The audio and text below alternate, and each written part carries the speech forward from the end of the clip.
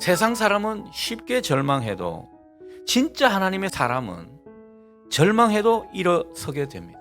소망을 가지게 되는 것입니다. 이 고통과 시련의 시간이 비록 우리를 힘들게 하고 우울하게 만들기도 하지만 그 시간 가운데 스스로 돌아보는 성찰의 시간을 우리가 가지게 되면 다시 희망이 솟고 다시 소망을 가지게 되는 그것을 오늘 말씀에서 확인하게 됩니다.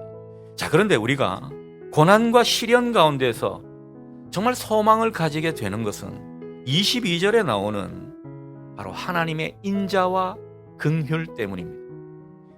여러분, 고난의 시간에 우리가 하나님의 인자와 긍휼을 발견하고 그것을 새로이 깨달을 수 있다면 우리는 당당히 일어설 수 있고 또 희망으로 나아가게 되는 것입니다.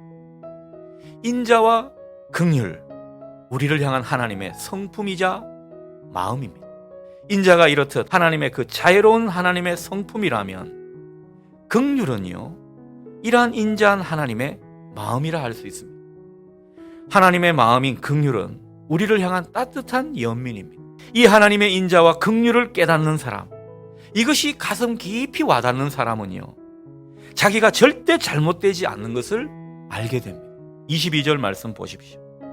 여호와의 인자와 긍휼이 무궁하심으로 우리가 진멸되지 아니함이니이다.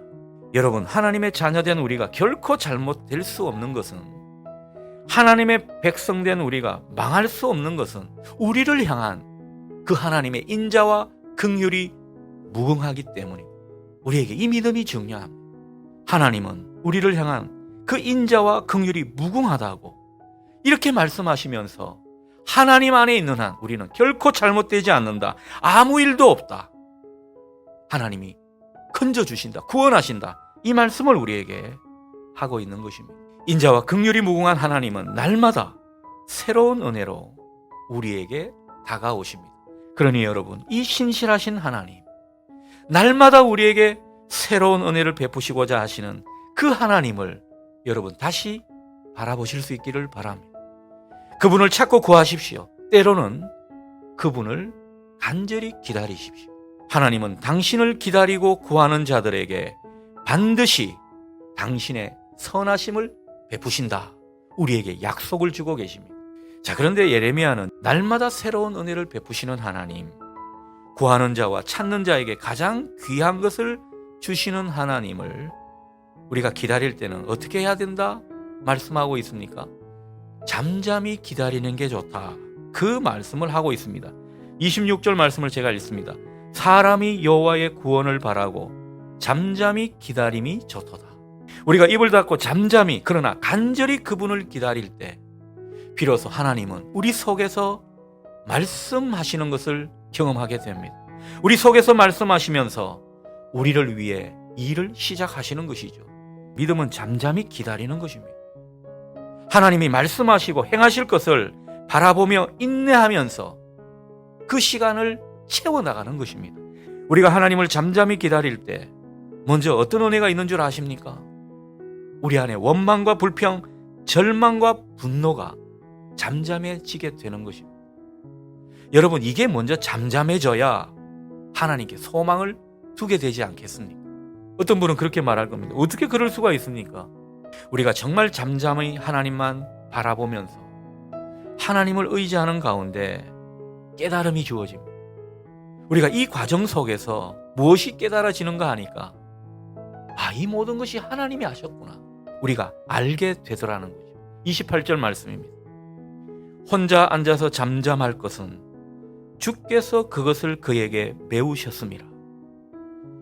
이 모든 멍해가, 이 인생의 멍해를 하나님이 메우셨구나, 하나님께서 이 고난, 이 고통을 주신 거구나 깨닫게 되더라.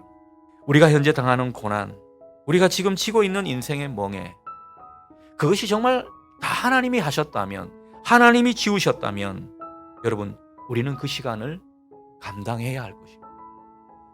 인내하면서 하나님을 기다려야 할 것입니다. 무작정 내 힘으로, 주의 도움으로 빨리 멍해를 벗는 것이 능사는 아닙니다. 때로는 울면서 비틀거리는 심정을 느끼더라도 뭔가 통과 의례의 시간처럼 그 시간을 견디며 기다려야 하는 것입니다. 우리가 할 일은요, 그저 하나님 앞에 엎드리는 것입니다. 때로는요, 모욕과 치욕의 시간을 견뎌야 합니다. 하나님의 치심을 우리가 달게 받아야 한다는 것입니다. 그러나 분명히 아십시오. 우리가 이 시간 속에서 중요한 진리를 깨닫게 해 주십니다. 바로 33절 말씀입니다. 주께서 인생으로 고생하게 하시며 근심하게 하심은 본심이 아니시로다. 여러분, 하나님의 본심은요, 우리가 고생하게 하는 것, 그게 아닙니다. 하나님이 정말 우리 아버지시라면 당연히 우리를 사랑하시고 잘 되기를 바라실 겁니다. 하지만 참부모는 자식을 사랑하기 때문에 자식이 더욱 복되라고 때로는 자식의 고생을 외면하듯 그렇게 보일 때가 있습니다. 이 모든 근심과 고생을 허락하신다면 그 까닭은 다른 게 아닙니다. 바로 하나님께서 우리를 너무도 사랑하시기 때문에, 하나님께서 우리를 하나님의 방법으로 복되게 하시려는 그런 일환인 것을 여러분 믿으시기를 바랍니다. 우리가 하나님의 마음을 잘 몰라서 하나님의 방법과 지혜를 모르기 때문에 우리는 이 하나님의 본심을 놓칠 때가 많습니다. 그러니 여러분, 오늘 이 하나님의 본심만큼은 늘 붙잡고 기억할 수 있기를 바랍니다. 하나님의 본심은 우리를 사랑하시는 것입니다. 사랑하시기에 때로는 고생하게 하시는 것입니다. 하나님의 본심은 우리를 복되게 하시는 것입니다. 하나님은 우리를 복되게 하시려고 때로는 우리 눈에 눈물도 흘리게 하시는 것입니다. 여러분, 사람은 누구나 고난을 다 겪습니다. 어려운 일을 만납니다. 다 정도의 차이는 있지만은 가만 보면 고통 없는 인생이 없습니다. 여러분, 서양 속담에 냇물에서 잔잔한 돌들을 치워버린다면 냇물은 노래를 잃어버린다, 이런 말이 있습니다.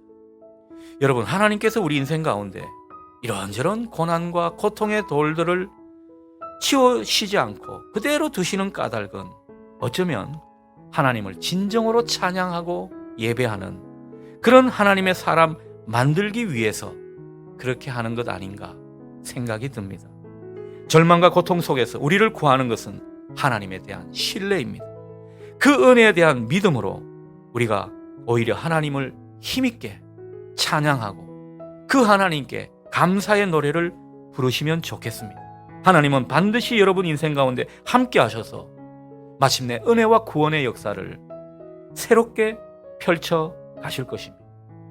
무엇보다 그 하나님의 일하심 속에 우리는 더욱 하나님께로부터 사랑받는 자임을 확신하게 될 것입니다.